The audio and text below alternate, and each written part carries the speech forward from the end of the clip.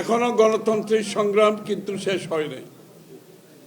আগামী নির্বাচনের মাধ্যমে বাংলাদেশের মানুষের মালিকানা ফিরিয়ে দিয়ে তাদের ভোটে নির্বাচিত সংসদ সরকার গঠন হওয়া না হওয়া পর্যন্ত আমার নতুন গণতন্ত্রের যে অর্ডার আমরা ফিরিয়ে আনতে চাচ্ছি সেটা শেষ হবে না। আমাদের হাতে অনেক বড় চ্যালেঞ্জ।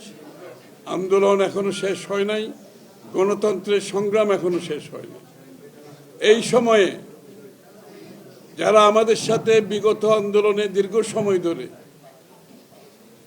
যুগপৎ আন্দোলনে আমরা ঐক্যবদ্ধভাবে রাস্তায় লড়েছি, তার মধ্যে এলডিপি অন্যতম দল এবং সাদাত হোসেন সেলিমের নেতৃত্বে এই দলটি তারেক রহমানের নেতৃত্বে ঐক্যবদ্ধ সংগ্রামের মাধ্যমে স্বৈরশাসকের পতন ঘটিয়েছে।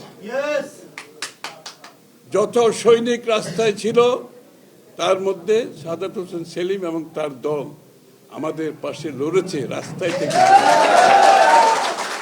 সুতরাং যারা সেই গণতন্ত্রের বিশ্বাসী দল, যারা ত্যাগ স্বীকার করেছে, বিএনপির পাশে থেকেছে, আজকে সেই দলটি বিএনপির সাথে তাদের দল বিলুপ্ত করে একাকার হয়ে গেছে, জড়িত হয়েছে।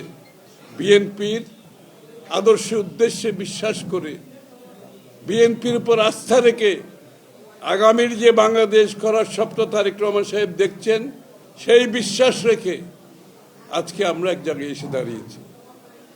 এটা অত্যন্ত গুরুত্বপূর্ণ একটি সময়। আরও যারা অনেকে লড়েছে বিভিন্ন অবস্থান থেকে, তারাও বিএনপিকে সমর্থন দিয়ে যাচ্ছে কিন্তু আগামী নির্বাচনের জন্য।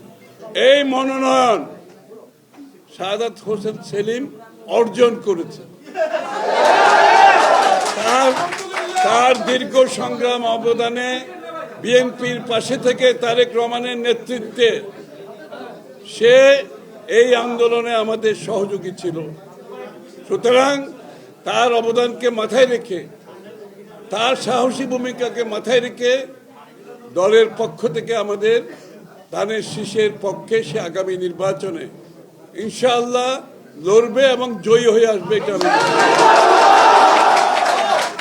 আপনারা যারা আছেন আপনাদেরকে ঐক্যবদ্ধ থাকতে হবে এবং আজকে যারা আসেন নাই আমার মনে হয় ওনারাও সবাই ঐক্যবদ্ধভাবে তারেক রহমান সাহেবের নেতৃত্বে ধানের শীষের বিজয় নিশ্চিত করতে হবে আমাদের। এর বাইরে যাওয়ার কোনো সুযোগ নাই, কারণ এটা বাংলাদেশকে রক্ষার সংগ্রাম, এটা গণতন্ত্রকে রক্ষার সংগ্রাম, এটা বাংলাদেশের মানুষের মালিকানা ফিরিয়ে দেওয়ার সংগ্রাম। এই সংগ্রামে আমাদেরকে জয়ী হতে হবে।